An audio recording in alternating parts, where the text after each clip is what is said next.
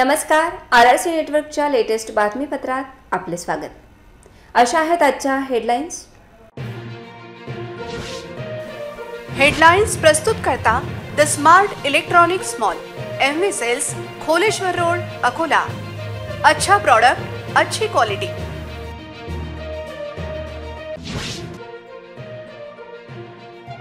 गोरक्षण रोडच्या सरकारी जागेतील झाडाची कत्तल केली कोणी? महापालिकेच्या वृक्ष प्राधिकरणाचे अर्थपूर्ण दुर्लक्ष.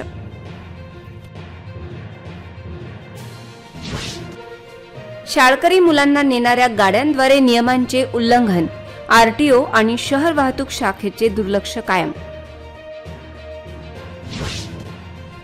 घरोघरी गणेशाचे होणार शनिवारी आगमन.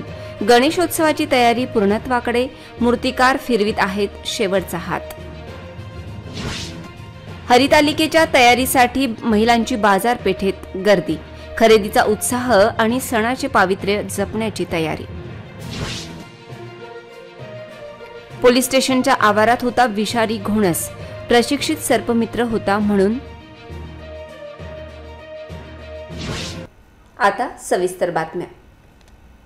गोरक्षण रोडवरील निंबाच्या झाडाची अवैध कत्तल करत वन विभाग व महापालिकेच्या नियमांना चुना लावण्याचा उद्योग केला कोणी, असा प्रश्न विचारला जात आहे. याविषयी महापालिकेच्या वृक्ष प्राधिकरणाने सरकारी जागेतील झाड तोडण्याची परवानगी दिली होती का, असाही प्रश्न उपस्थित होत आहे. गोरक्षण रोडवरील जुने निंबाचे झाड बांधकामाच्या मधात येत असल्याने ते कापल्याचे चित्र आहे. याविषयी स्थानिकांनी जोरदार विरोध केल्याची माहिती असून रस्त्यावरील सरकारी जागेतील वृक्ष कत्तलीची परवानगी दिली होती का आणि दिली नसेल तर ते झाड तोडणाऱ्यांवर कारवाई होईल का, असा प्रश्न उपस्थित होत आहे. हे झाड कोणाच्या परवानगीने कापण्यात आले, असा प्रश्न उपस्थित होत असून महापालिकेची वृक्ष प्राधिकरण समिती गुंडाळून ठेवण्यात आल्याची माहिती आहे. इतकेच नाही तर क्षेत्रीय अधिकाऱ्यांच्या दुर्लक्षामुळे हा प्रकार गोरक्षण रोड भागात वाढल्याची माहिती आहे. सर्रास वृक्षकटाई होत असून अशा प्रकारे रामदास पेठेतील काही झाडे कापण्यात आल्याची माहिती आहे. केवळ कागदोपत्री वृक्ष प्राधिकरण समिती असून त्यांची परवानगी न घेता वृक्षकटाई होत असून सरकारी हद्दीतील झाड कापले कोणी, हा प्रश्न कायम आहे. शहरात मोठ्या संख्येत शाळकरी मुलांना नेताना वाहतूक नियमांचा भंग होत आहे. असे असताना RTO आणि वाहतूक शाखेचे दुर्लक्ष अधोरेखित होत आहे. इतकेच नव्हे तर ओमिनी चालक विद्यार्थ्यांकडून गाडी ढकलून घेतानाचा एक व्हिडिओ समोर आला आहे. पुन्हा एकदा शहरातील काही मारुती ओमनी व्हॅन चालक आणि ऑटो चालक यांच्या क्षमतेपेक्षा जास्त शालेय विद्यार्थ्यांना त्यांच्या वाहनातून शाळेत नेत असल्याचे दिसून आले आहे. अनेक स्कूल व्हॅन विद्यार्थ्यांनी खचाखच भरलेल्या असतात. विद्यार्थ्यांना शाळेत घेऊन जाणाऱ्या मारुती ओमनी व्हॅनचे इंधन संपल्याने या विद्यार्थ्यांनी मारुती व्हॅनला पेट्रोल पंपापर्यंत ढकलून दिले. मात्र तोपर्यंत वाहन सुरू झाले नाही. व्हॅनला धक्का मारणारे विद्यार्थी भल्या पहाटेच घामाघूम झाले होते. शाळेत ये जा करताना आपल्या मुलांच्या सुरक्षेची हमी कोण घेणार, असा प्रश्न विचारला जात आहे. भरधाव वाहने धावत असताना विद्यार्थी मात्र गाडीला धक्का मारताना दिसत होते. इंधन संपल्याने विद्यार्थ्यांना स्कूल व्हॅनला धक्का द्यावा लागला. विद्यार्थ्यांना कामाला लावणाऱ्या वाहन चालकावर कारवाईची मागणी होत आहे. घरोघरी गणेशाचे आगमन शनिवारी होणार आहे. या गणेशाचे विविध रूपे पाहिल्यावर ही मूर्ती घेऊ की ती मूर्ती, अशी परिस्थिती भाविकांची होते. मूर्तिकार देखील मोठ्या कष्टाने कलात्मक मूर्ती साकार करतात. आमच्या प्रतिनिधी नेहा पाटील यांचा विशेष रिपोर्ट. गणपती बाप्पांचा हा जो उत्साह आहे हा प्रचंड भरून आलेला आहे आणि तुम्ही माझ्या अगदी उजव्या साईडला बघताय. दादा तुम्हाला आमचे कॅमेरा पर्सन पवन इकडे दाखवत आहेत की गणपती बाप्पांच्या सुंदर आणि सुरेख अशा नक्षीदार आणि कोरीव मूर्ती इथे साकारलेल्या आहेत आणि अशाच ज्या निर्मळ हाताने या मूर्तींचा साक्षात्कार घडलेला आहे त्याच दादांशी आपण बोलणार आहोत. नमस्कार दादा, RRC मध्ये तुमचं स्वागत आहे. मी नेहा पाटील आपलं हार्दिक स्वागत करते. तर तुमचं नाव पूर्ण? माझं सौरभ प्रमोद खेडकर. पण जी ही मूर्ती इथे साकारलेली आहे ही शाडू मातीची की कुठल्या? शाडू मातीची आहे. शाडू मातीची. आणि याला कलर आणि याची प्राइस वगैरे किती असेल? दरवर्षीप्रमाणे वाढते की कमी जास्त होतो? दरवर्षीप्रमाणे वाढते जास्त आणि कलरचे पण भाव खूप वाढलेले आहे यावर्षी आणि गणपतीची प्राइस पण वाढलेली आहे. आणि जसं आहे ते उन्हाळ्यापासून आम्ही स्टार्टिंग करतो ते काम चालू. पण आता पूर्ण कंप्लीट होऊन जाते. आता विक्री चालू आहे. उन्हाळ्यापासून एकंदरीत हे कामाला सुरुवात होते, गणपती बाप्पा बनवायला सुरुवात होते आणि आता आता कुठे विहिरीला सुरुवात झालेली आहे. असा कुठला शाडू मातीसोबत तुम्ही एक तुमचा भाव भक्तीचा त्याच्यामध्ये मिक्स करता की नक्षीदार सुबक मूर्ती तिथे तयार होते? हो, आता ते मन लावून जेव्हा करणार आपण काम, तेव्हाच ते त्यांच्यात पूर्ण जीव पूर्ण होऊन जातात. त्याशिवाय ते पूर्ण बनतच नाही. अगदी बरोबर, अगदी बरोबर. दादांचा भाव आणि मनाने काम करून म्हणजे मनातला अगदी भक्तिभाव तिथे ओसंडून एक सुबक अशी मूर्ती इथे साकार होते.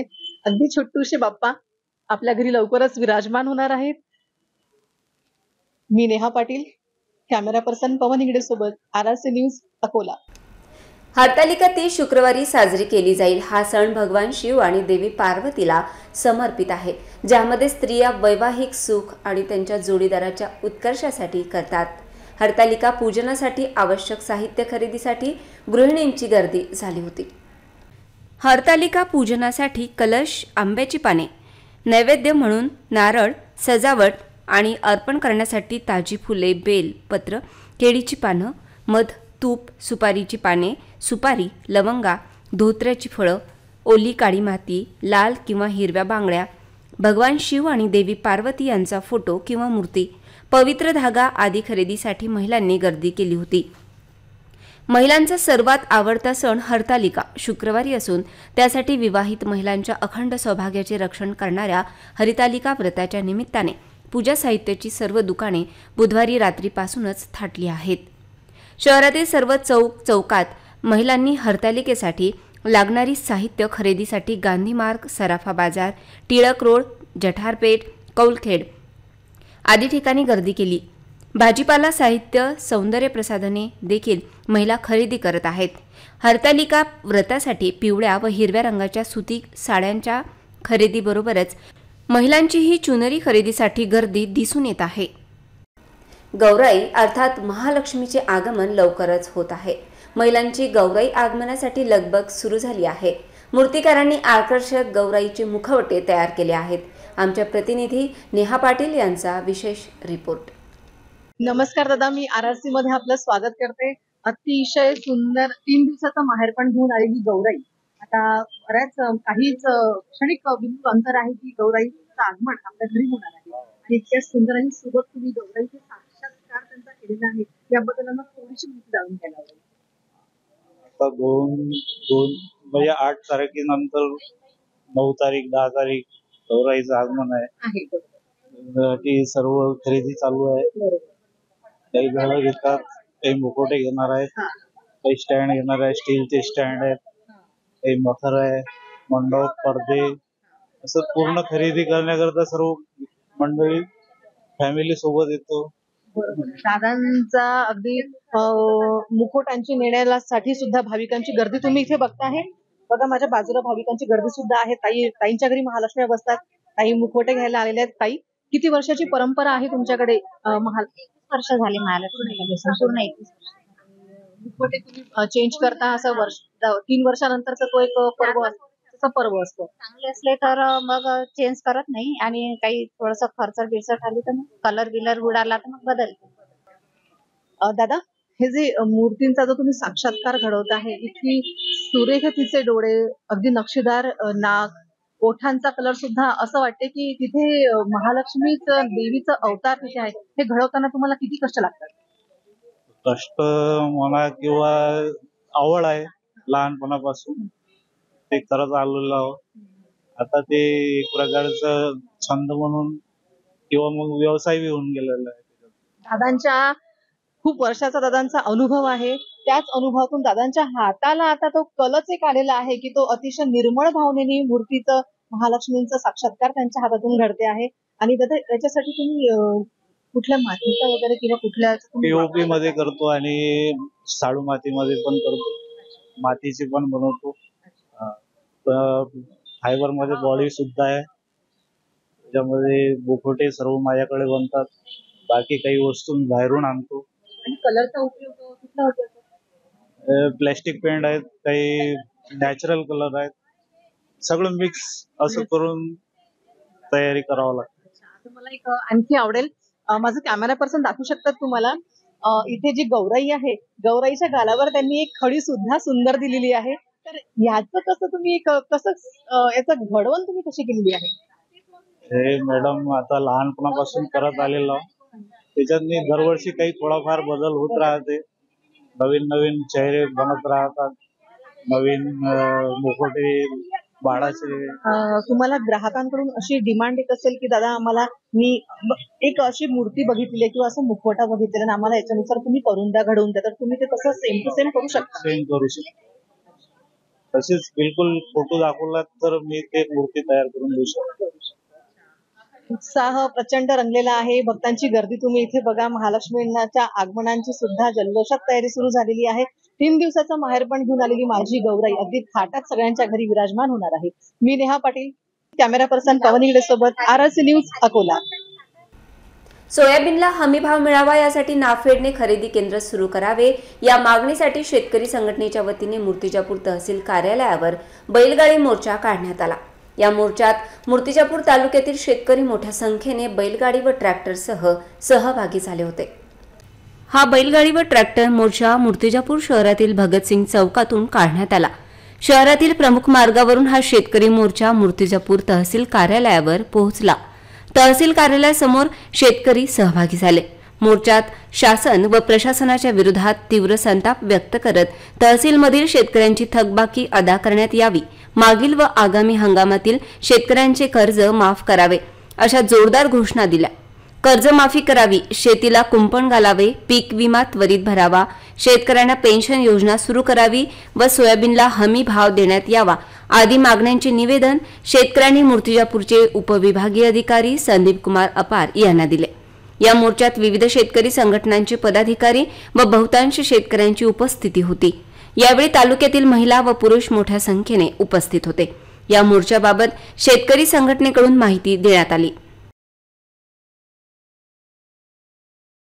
आज आम्ही सर्व शेतकरी लोक मूर्तिजापूर तालुक्यातील आपल्या सोयाबीनला 6,000 रुपये भाव शासनाकडून मिळालाच पाहिजे व हमी भावाचा कायदा या देशात लागू झाला पाहिजे म्हणून इथं साखळी उपोषण सुरू केलं आहे.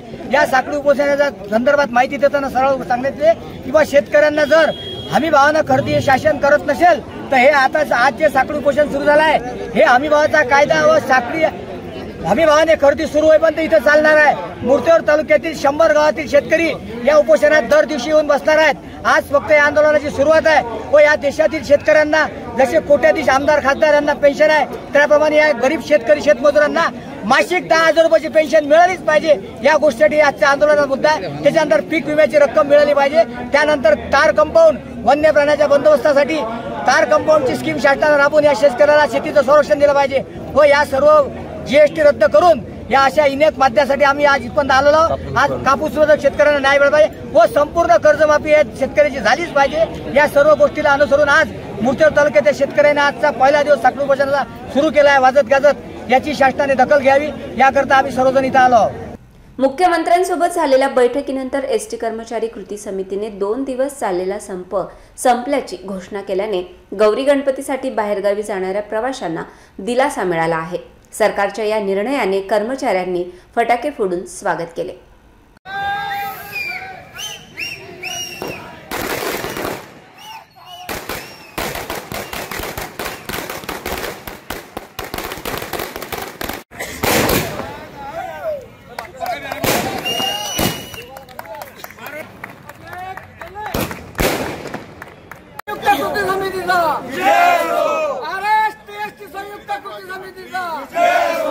संयुक्त कृती समितीचा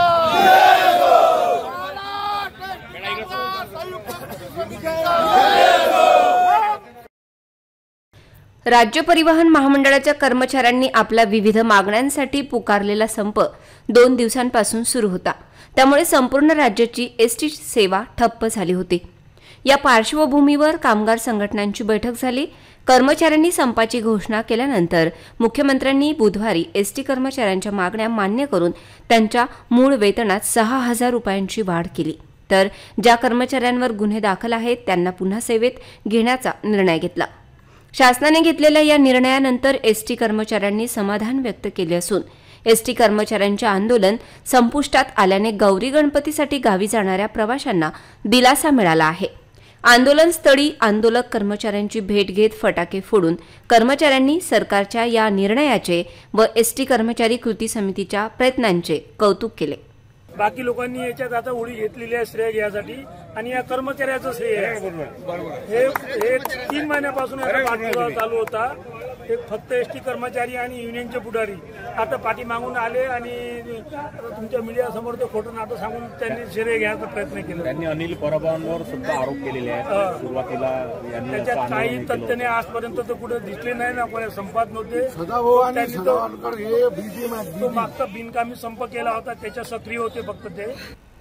वैदर्भीय नाथ समाज संघाच्या वतीने नाथ समाजासाठी आर्थिक विकास महामंडळाच्या मागणीसाठी मोर्चे, धरणे आंदोलन तसेच शेकडो निवेदने राज्य शासनाला पाठविल्यानंतर याची दखल राज्य सरकारने न घेतल्यामुळे अखेर वैदर्भीय नाथ समाज संघाच्या वतीने राज्यपालांकडे इच्छा मरणाची परवानगी मागितली। वैदर्भीय नाथ समाज संघाच्या वतीने नाथ समाजासाठी आर्थिक विकास महामंडळाच्या मागणीसाठी आज आंदोलन करण्यात आले। लिंगायत, गुरव, वडार, रामोशी, सुतार, न्हावी, खाटीक, राजपूत, बारी, ब्राह्मण, विणकर तसेच तेली या समाजाकरिता शासनाने स्वतंत्र आर्थिक विकास महामंडळे निर्माण केलीत।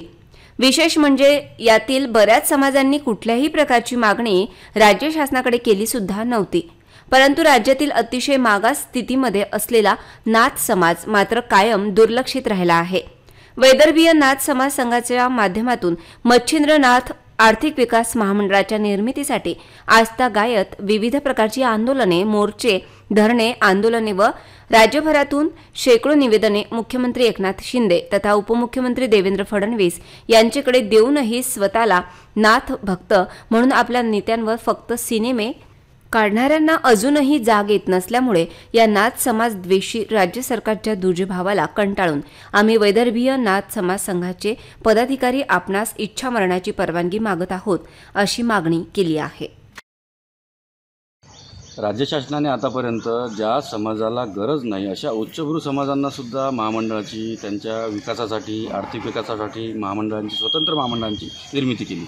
परंतु वैदर्भीय नाथ समाज संघाच्या वतीनं नाथ समाजाकरिता महामंडळाच्या मागणीसाठी आम्ही धरणे, आंदोलन, मोर्चे सगळं केलं, परंतु एवढं सगळं होऊन सुद्धा शासनाने त्याची दखल घेतली नाही। त्यामुळे त्याच्या निषेधार्थ या नाथ समाजद्वेषी सरकारच्या विरोधात आम्ही कलेक्टर अकोला जिल्हाधिकाऱ्यांमार्फत राज्यपालांना इच्छामरणाची परवानगी आमच्या सर्व पदाधिकाऱ्यांच्या वतीने मागत आहोत। पोलीस स्टेशनच्या आवारात विषारी घोणस साप असल्याने सर्वांनी काळजी व्यक्त केली, पण प्रशिक्षित सर्पमित्रांनी अतिशय सफाईदारपणे विषारी घोणस पकडल्याने अनेकांनी सुटकेचा निश्वास सोडला। पोलीस ठाण्याच्या आवारात घोणस प्रजातीचा विषारी साप दिसल्याने पोलीस ठाण्यात कार्यरत पोलीस कर्मचाऱ्यांमध्ये घबराट पसरली। पोलीस कर्मचाऱ्यांनी तात्काळ याची माहिती येथील राहणारे प्रसिद्ध सर्पमित्र अमित गोंडाणे यांना दिली। त्याच आवारात माहिती मिळताच सर्पमित्र अमित घटनास्थळी पोहोचले। त्यांनी या विषारी सापाला तातडीने पकडून पोलीस कर्मचाऱ्यांची भीतीपासून मुक्तता केली। नंतर या सापाला मधापुरीच्या जंगलात सुखरूप सोडण्यात आले। सर्पमित्र अमित गोंडाणे यांनी या आधीही अनेक वेळा अत्यंत विषारी सापांना वाचवले आहे। घोणस साप हा सर्प प्रजातीमध्ये सर्वात विषारी साप मानला जातो। असा विषारी साप कुठेही आढळल्यास नागरिकांना विनंती करण्यात येते की त्यांनी सर्पमित्रांना मदत देऊन सापांचे प्राण वाचवावेत। पुन्हा पाहूया आजच्या हेडलाईन्स। हेडलाइंस प्रस्तुत करता the smart electronics mall, MV sales, Kholeshwar road, Akola. अच्छा प्रोडक्ट, अच्छी क्वालिटी।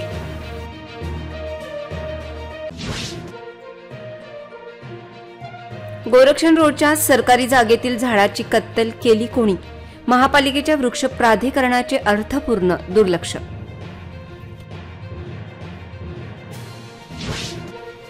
शाळकरी मुलांना नेणाऱ्या गाड्यांद्वारे नियमांचे उल्लंघन, RTO आणि शहर वाहतूक शाखेचे दुर्लक्ष कायम। घरोघरी गणेशाचे होणार शनिवारी आगमन, गणेशोत्सवाची तयारी पूर्णत्वाकडे, मूर्तिकार फिरवित आहेत शेवटचा हात। हरितालिकेच्या तयारीसाठी महिलांची बाजारपेठेत गर्दी, खरेदीचा उत्साह आणि सणाचे पावित्र्य जपण्याची तयारी। पोलीस स्टेशनच्या आवारात होता विषारी घोणस, प्रशिक्षित सर्पमित्र होता म्हणून बातम्यांसाठी तुम्ही पाहत रहा RRC न्यूज। 2 लाखांपेक्षा अधिक दर्शकांनी RRC डिजिटल अकोला हे यूट्यूब चॅनल सबस्क्राईब केले आहे, तेव्हा तुम्ही कसली वाट पाहत आहात? तुम्ही पण सबस्क्राईब करा आणि बेल आयकॉन क्लिक करत RRCच्या बातम्या निरंतर पहा। पुन्हा भेटू पुढील बातमीपत्रात, तोवर नमस्कार।